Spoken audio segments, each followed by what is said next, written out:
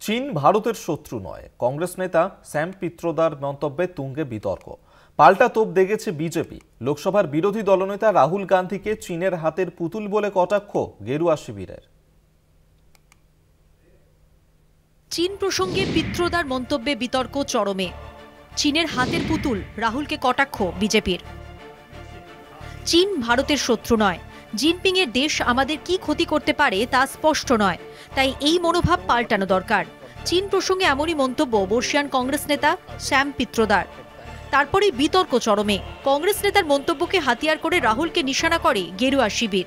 লোকসভার বিরোধী দলনেতা রাহুল গান্ধীকে চীনের হাতের পুতুল বলে বেনজির আক্রমণ বিজেপির।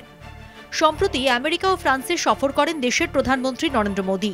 মার্কিন প্রেসিডেন্ট ডোনাল্ড ট্রাম্পের সঙ্গে বৈঠকও করেন মোদী। তারপরেই প্রশ্ন উঠতে শুরু করে, ভারত আমেরিকা কি একসঙ্গে চীনা আগ্রাসন আটকাতে সক্ষম হবে? তার উত্তরে ইন্ডিয়ান ওভারসিজ কংগ্রেসের প্রধান বিতর্কিত মন্তব্যটি করেন। I don't know what is the threat from China. I think there is always this thing blown out of at times proportion because US has the habit of defining an enemy. Pitroda বলেন, আমেরিকার স্বভাব কোনো একটি দেশকে শত্রু বলে দেগে দেওয়া। আমাদের মনোভাব বদলানো দরকার। চীন আমাদের শত্রু নয়। এই মুহূর্তে সব রাষ্ট্রের একজোট হয়ে এগিয়ে চলা উচিত। এরপরই কংগ্রেসকে তোপ দেগে বিজেপির বক্তব্য, কংগ্রেস আমলে 40,000 বর্গ কিলোমিটার জমি দখল করেছে চীন। গান্ধী চীনের প্রতি এতটাই মুগ্ধ যে বেল্ট অ্যান্ড রোড প্রকল্পের পক্ষে সওয়াল করেছেন। যদিও বিজেপির এই দাবি খারিজ করেছে কংগ্রেস।